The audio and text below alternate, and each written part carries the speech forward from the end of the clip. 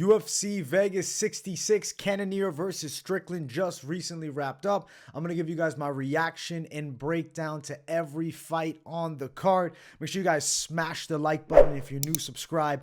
And let's get into the first fight of the night. It was Sergey Morozov and Newson.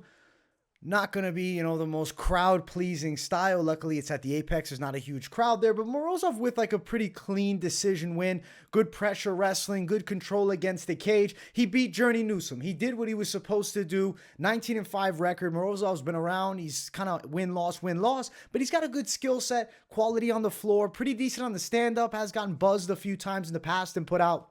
But in this matchup here, he beats a tough Newson, but definitely was a fight that he was 100% supposed to win. He'll move forward in the bantamweight division, 33 years of age. I kind of think I know where the ceiling lies, and it's not towards the rankings. But Morozov, tough out for guys on the come up, certainly. And I really wasn't overly impressed that he got the win in this one. It was not like, whoa, but it was still good performance enough to earn himself a clean W. Deserving win for Morozov, who's definitely, I think, going to favor more wrestling-heavy games in the future because of a couple of those knockout losses. Morozov starting it off with a W. Let's get to the next matchup. Next fight, it was Manel Kape and David Dvořák. Manel Kape had a breakout performance here, in my opinion. He really put it on Dvořák. Of course, there were a couple moments for Dvořák, but nothing significant. Kape had ground positioning and looked like he nearly had the arm broken of David Dvořák with a fully locked-in Kimura. Had it from the bottom. They then he gets a reversal and then gets on top, and then he's in like a true side control Kimura position, trying to lock it up with the leg there and then putting it over the head. And it was fully in. Like anyone else, or if there's 25 seconds left, is probably tapping, because after that moment, Dvořák's arm was not the same. He got dropped a couple of times in the final round. It looked like Kape might be on his way to a knockout, ends up getting a clean decision. I thought he won every round. 30-26, real fair decision. He's saying he's the star boy. He's the guy in the weight class. I do think big things are coming. He beat a good fighter in Dvořák in a fight that he should have won, I really felt.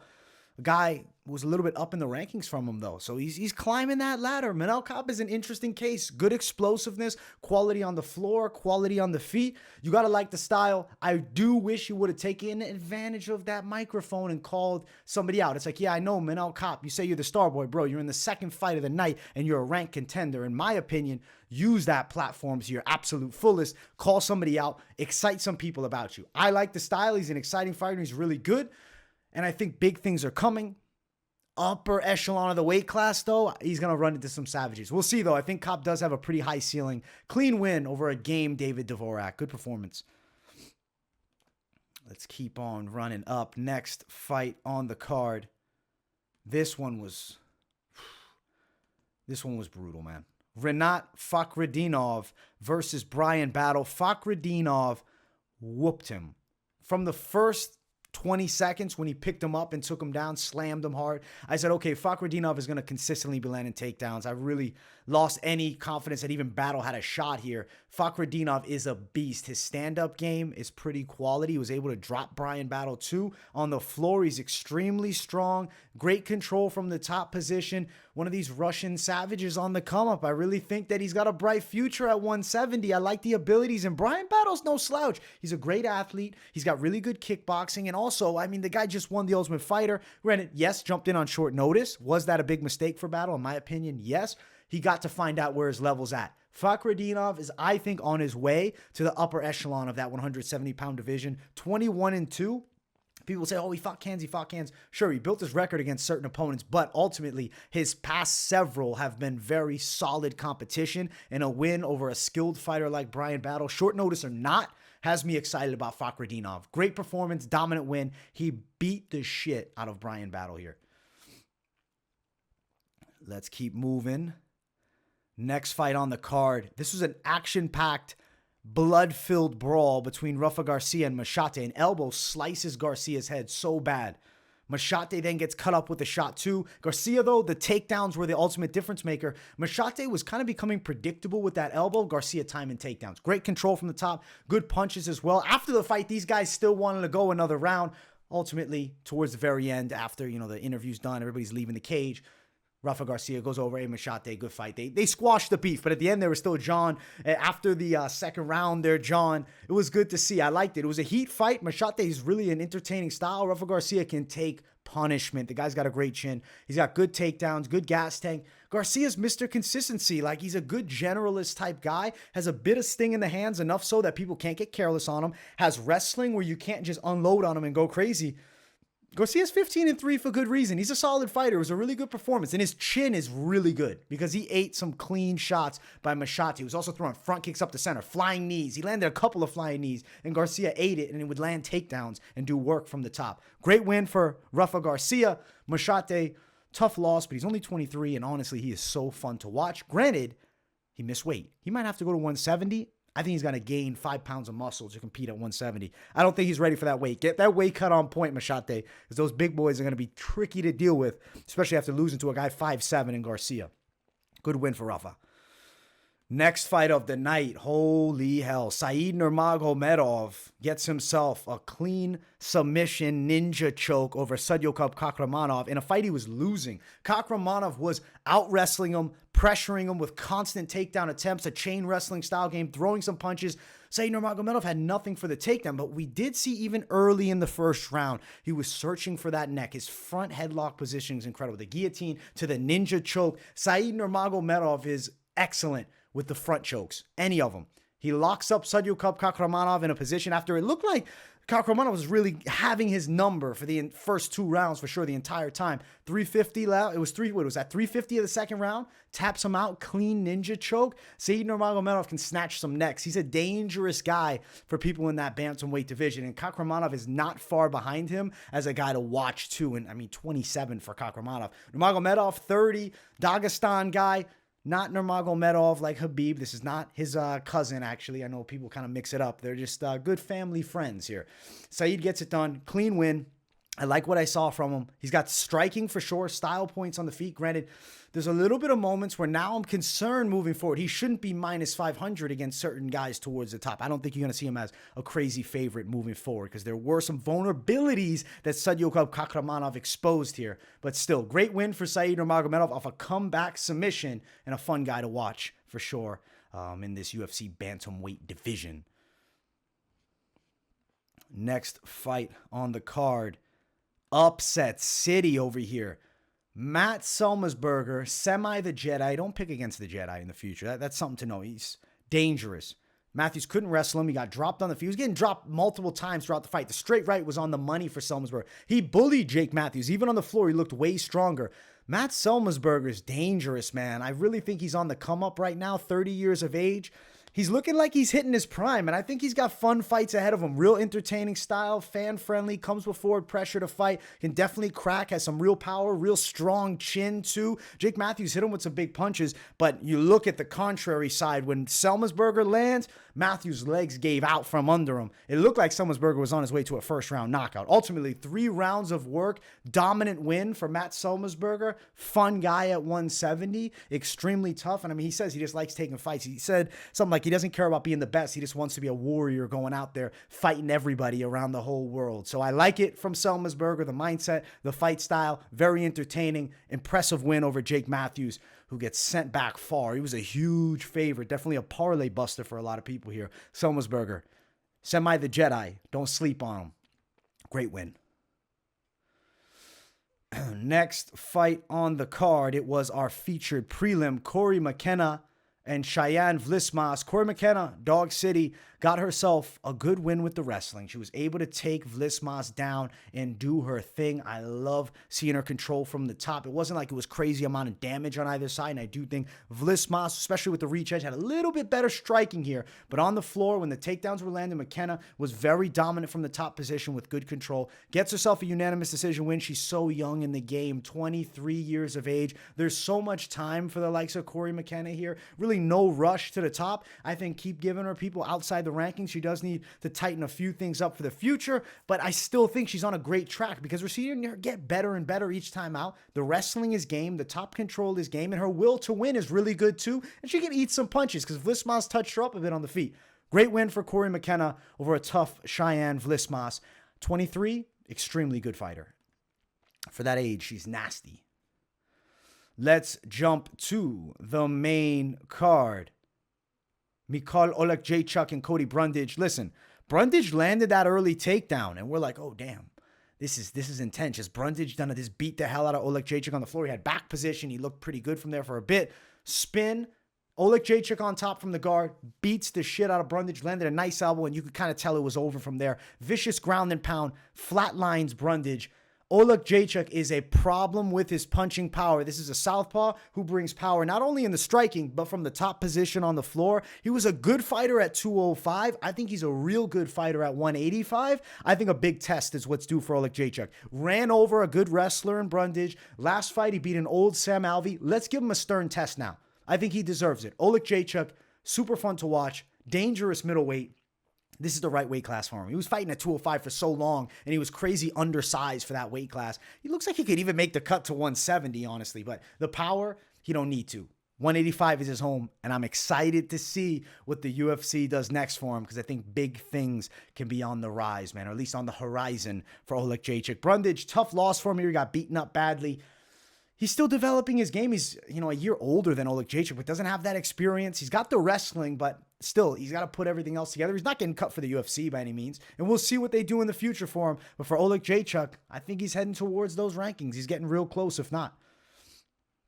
Next fight was an action-packed battle where Bobby Green had success in that first round, cracking Dober with so many shots. Dober, though, crimson chin, straight iron jaw, eats all of them. And he's getting punched. His face is bloodied up. Bobby Green and him still mixing up. But you can see in the second, Bobby's slowing just a smidge. Dober's starting to find punches. Dober even tried to wrestle a bit early, too. Bobby Green's takedown defense, if there was any question around it, those questions got to be quieted. Unless it's Makhachev, he's defending takedowns from the vast majority of lightweights. But damn, Drew Dober gets it done with the knockout punch. A beautiful punch through the guard. Flatlines Bobby Green. He goes out cold against the cage. Done. Drew Dober's hand is raised by knockout. It was an action-packed fight. Dober's one of the more entertaining guys to watch ever, as is Bobby Green. Damn. Dober's fun, man, because he's so hard to finish. He's on a good win streak. I think you got fun fights on the horizon. I'm interested in talking about what's next for Dober. I'll be dropping that every fight to make video tomorrow after this one. So in the next several hours afterwards, maybe 12 or 15, something like that. Dober, somebody to keep an eye on. I'm excited to match make for him, and I'm very curious what UFC's actually going to do. For Bobby Green on the other side, it's a tough loss. A hard loss, especially he was doing well, but he was surviving throwing as many shots as he did. He threw a ton because he had to keep the beast of Dober off of him. Still, some time off. Bobby Green will be back in fun spots, but Dober, I think he's in his prime right now. I think this is the best Drew Dober we've seen, and his durability is damn crazy. So big things for Drew Dober, I think, are coming.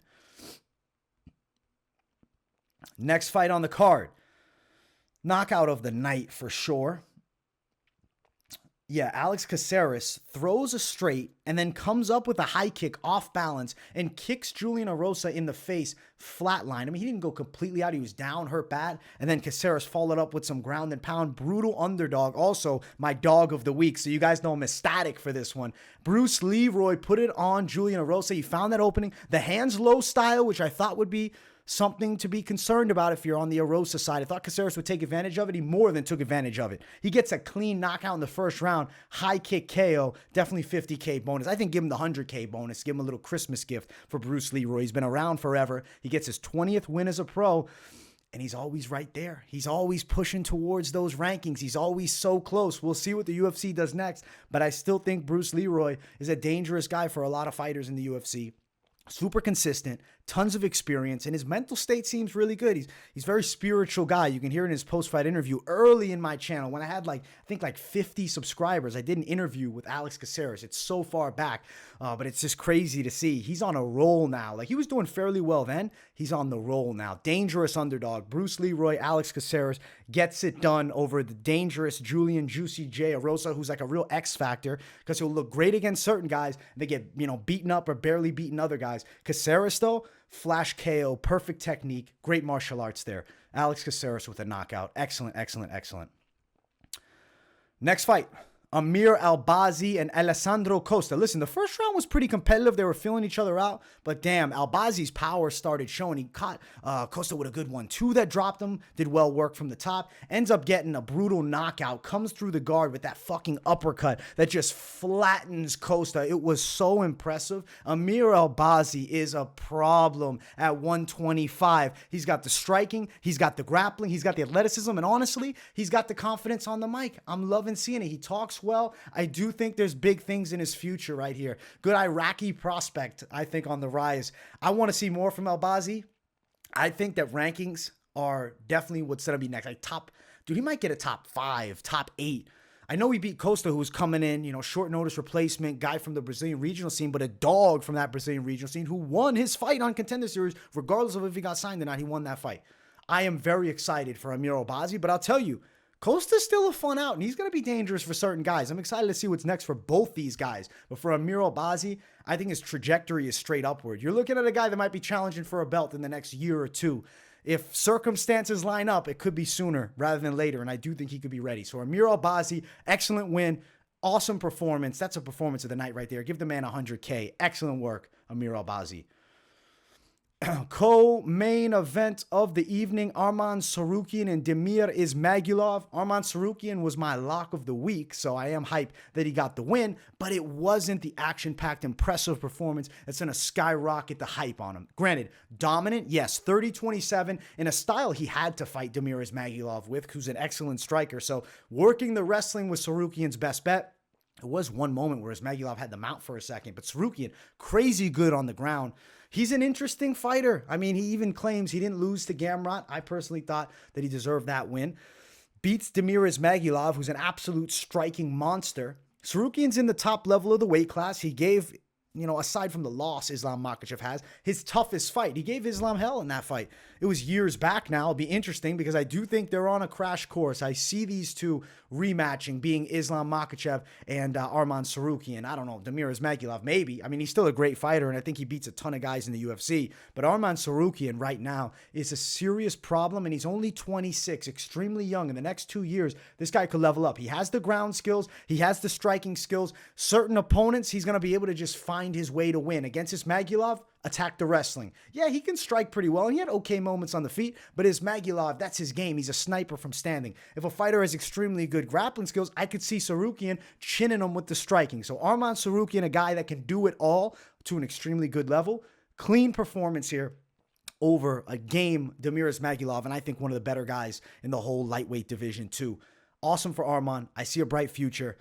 Yes, might not have been the most entertaining performance, but it was very effective, and he got a dominant win over a guy that's extremely good, especially in that striking department. Tsarukyan fought him intelligently. He has a great fight IQ. Great win, Arman Tsarukyan, and a real prospect / contender, really, on the rise at just 26 years of age. Let's talk about the main event. If you guys haven't, make sure to smash that like button. Jared Cannonier and Sean Strickland. Okay, the arguments might be out there. Who won this fight? I, live, scored the fight 3-2, Jared Cannonier. I thought it was very competitive. I do think a lot of the rounds were toss-ups. As I'm watching, I'm thinking, yeah, I could see it going Strickland. I could see it going Cannonier. That 5th round, I do think Cannonier landed the harder shots. And even throughout the whole fight, who landed the more impactful punches and kicks? It has to be Jared Cannonier. Strickland had good flurries at moments, definitely landed quality peppering shots, but not with the same impact and intent as Jared Cannonier. I think Cannonier deserved this decision, guys. It was a decent enough performance, not great. It wasn't an action-packed fight. There was moments of good action, but a lot of it was very chess match heavy, which it kind of had to be because Cannonier has superpower. And I mean, Sean Strickland, if he lets punches go and can get some combos flowing, he can knock out a guy like Jared Cannonier, even though Cannonier is pretty damn durable. I think it was not the performance, though, that skyrockets you back in the conversation. Cannonier, after the fight, he said, I want to fight people above me or for the title.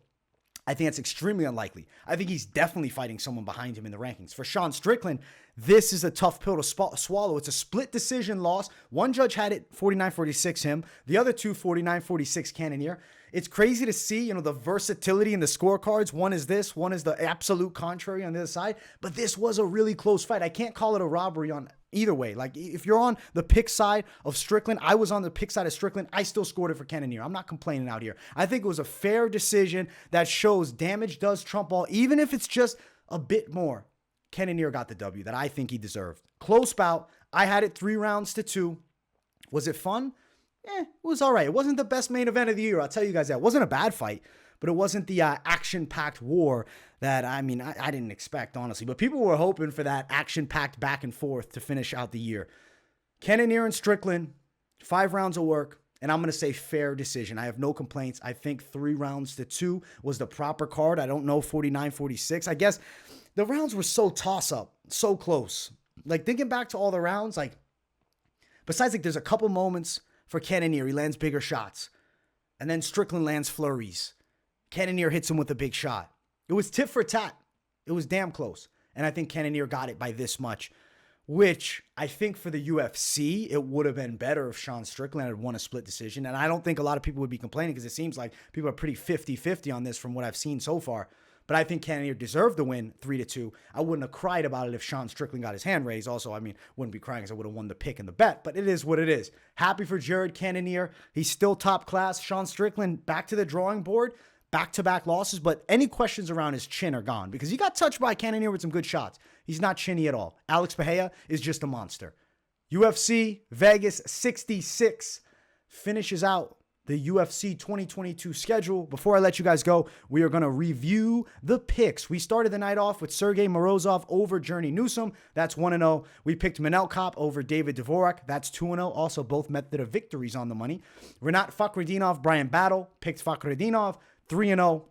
I picked Maheshate to beat García. There was moments I got excited for it. Ultimately, García gets a clean win, 3-1 in that one. Said Nurmagomedov over Kakhramonov. I picked Nurmagomedov to get himself a win. He did have to come through some adversity, but great win for him there. 4-1 after that one. The next time, I was confident that Jake Matthews could probably win a pretty clean decision. Damn, was I wrong. Matt Semelsberger is a beast.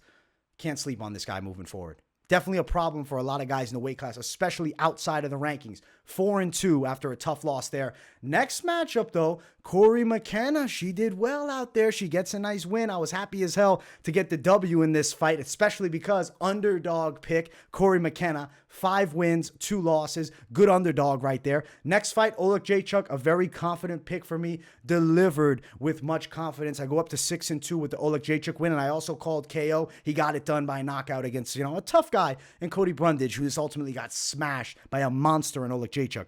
Next one, Bobby Green was doing his thing early. I picked him to win. Drew Dober with the win that he 100% deserved here. There's no complaints. Shit. He got a clean-ass knockout. There's nothing to argue about. There's no controversial decision. That was clean. He put it on Bobby Green, taking some damage early, but kind of drowning Bobby with pressure, making him throw so many strikes. Dober can eat a ton.